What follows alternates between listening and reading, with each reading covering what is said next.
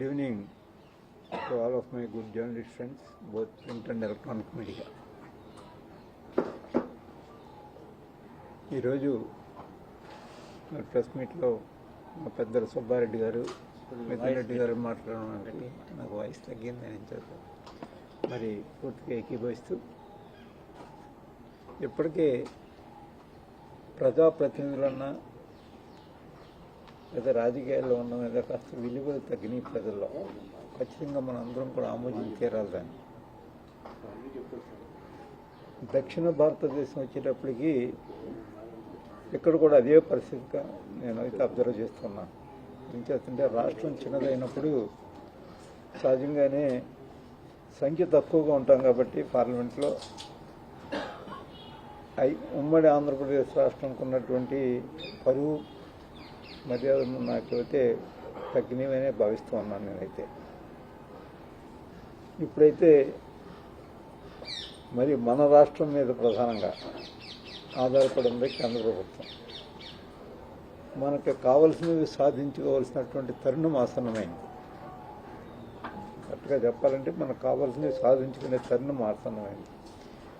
మనకి కావలసినవి సాధించుకునే తరుణంలో కూడా మనం వ్యక్తిగతంగా రాజకీయాల కొరకు ఉపయోగించే సమయాన్ని మరి రాష్ట్ర అభివృద్ధి గురించి వినియోగించినట్టయితే చాలా వ్యత్యాసం కనబడుతోంది.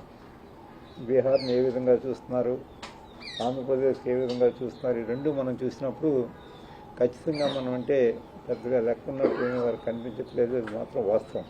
దాంట్లో మనం ఏమీ అనుమానించాల్సినటువంటి అవసరం లేదు.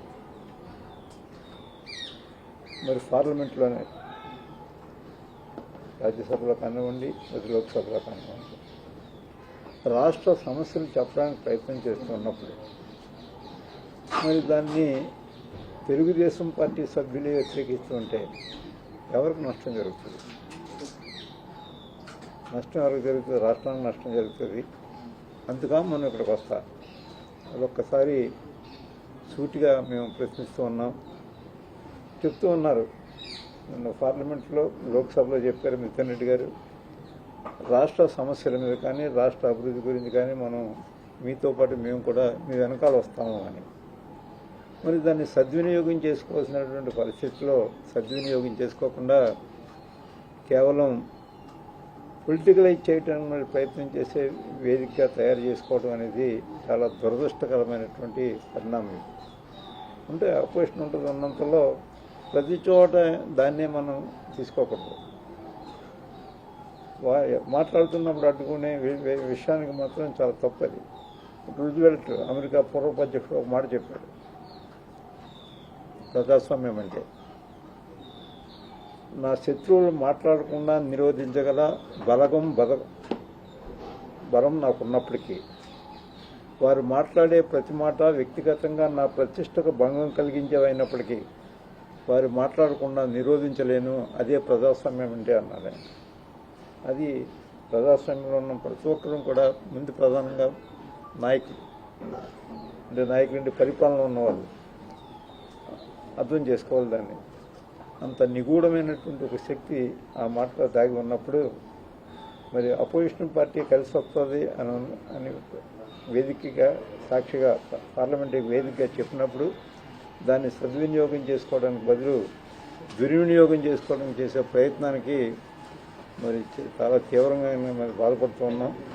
దయచేసి తెలుగుదేశం పార్టీ వారు ప్రధానంగా వ్యక్తిగత దోషణలు చేసుకున్నాం, వ్యక్తిగత ఆరోపణలు చేసుకున్నాం, ఒకళ్ళ మీద ఒక బురద వేసుకున్నాం చేసే ప్రయత్నానికి మాత్రం స్వస్తి చెప్పకపోతే మరింత లోకువయ్యే ప్రమాదం ఉంది అనేది మరి ప్రధానంగా మేము హెచ్చరిస్తున్నాం.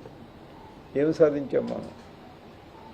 ఇప్పుడే చెప్పారు, పోలవరం ప్రాజెక్ట్ కానీ రైల్వే జోన్లో కానీ అనుకున్న రీతిలో కాకుండా మరి తగ్గించే కార్యక్రమాలు చేస్తున్నప్పుడు ఐక్యంగా పోరాడితే దాన్ని వారికి రాజకీయాలు కాదు ప్రధానం కావాల్సింది, వారి రాష్ట్ర అభివృద్ధి గురించి వారు చూస్తున్నారనే మాట కేంద్ర నాయకులకి వారి దృష్టిలో పడేలాగా మనం ప్రవర్తించవలసినటువంటి అవసరం ఉంది అని మేము చెప్తూ ప్రతి విషయం ఇప్పటికీ కూడా మరీ ఈ వేదిక నుంచి కూడా చెప్తున్నాం.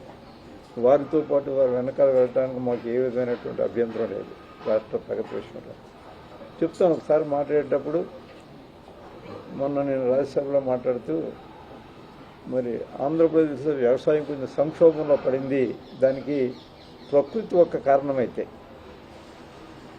రెండవది ప్రభుత్వం కూడా ఇదివరకులాగా రాయితీ ఇవ్వట్లేదు, అని చేత రైతుకి చాలా ఇబ్బందికర పరిస్థితులు ఉన్నాయి, రైతు ఎదుర్కొంటూ ఉన్నాడని చెప్పి దాన్ని ఎదుర్కొంటూ ఉన్నారు. దాంట్లో ఏం పెద్ద తప్పు మాట్లాడేస్తే నేను ఎవరిని నిందించానా, లేకపోతే అవమానకర రీతితో మాట్లాడానా? ఆంధ్రప్రదేశ్ సహజంగానే సైక్లోన్ ఫోన్ ఏరియా అని చెప్పి మనకు ప్రకృతి మనకి ఎప్పుడు వ్యతిరేకంగానే ఉంటుంది. అక్కడ ప్రకృతి వ్యతిరేకంగా ఉన్నప్పుడు మరి ఏదో అటు రాయలసీమలో కానీ, సర్కారు జిల్లాలో కానీ, లేకపోతే ఉత్తరాంధ్రలో కానీ ప్రతి సంవత్సరం కూడా ఎక్కడో చోట మనం నష్టపోతూ ఉన్నాం. ఆ నష్టాన్ని భర్తీ చేయాలనే మాట మాట్లాడుతుంటే అది కూడా భూత్రా కనపడుతుంటే అందుగా మనం ఇక్కడికి వచ్చింది. దాంట్లో ఏం తప్పు మాట్లాడిస్తామని రైతులు తగ్గించలేదా?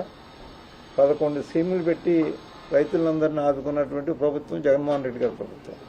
చిన్న రైతుని అందరినీ కూడా, కౌలుదారుని కూడా ఆదుకున్న ప్రభుత్వం. మరి వేళ ఏ స్కీము లేదు. ఏ స్కీము లేనప్పుడు చెప్తాం ఆ స్కీములు ఏమి రావట్లేదు, కనీసం మీరైనా ఆదుకోండి అనే ప్రయత్నం కేంద్ర ప్రభుత్వాన్ని మేము అడుగుతుంటే నష్టపోయేది మీరు కాదు, రైతులు నష్టపోతూ ఉన్నారు, ఎందుకు మమ్మల్ని అడ్డుకుంటున్నారని ప్రయత్నం చేసినప్పటికీ కూడా వారు మరి నిరోధిస్తూ ఉన్నారు, మా మాటలతో విభేదిస్తూ ఉన్నారు. అటువంటి నిరోధాలు విభేదాలు లేకుండా ఇక్కడి నుంచి అయినా మనం కలిసి పోరాడదాం అనే మాట చేయకపోతే మాత్రం ప్రజలు చూస్తూ మాత్రం ఊరుకోవాలని మాత్రం గ్రహించవలసింది ఎవరైనా సరే. అంటే ప్రజలు విజ్ఞానం పెరిగింది, ప్రశ్నించే తీరు అలవాటైంది.